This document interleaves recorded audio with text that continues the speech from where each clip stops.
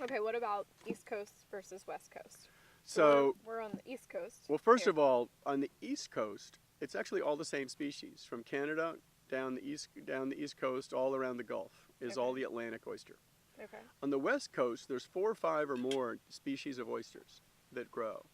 And so the diversity on the West Coast is the species itself, and they generally have they have a more distinctive, stronger taste than they do on the East Coast. Generally, an East Coast oyster has a cleaner finish.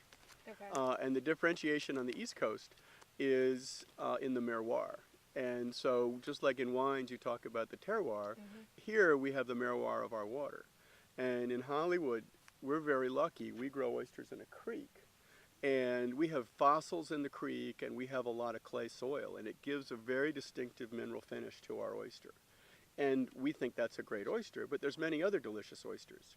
And again, when you have a farmed oyster compared to a wild oyster is from a much larger area and usually from a deeper body of water, which has a less specific taste, and you can't really pinpoint where it is. Okay. A farmed oyster, you can point to a very specific lease area and really have a branded particular taste that you can anticipate and look forward to.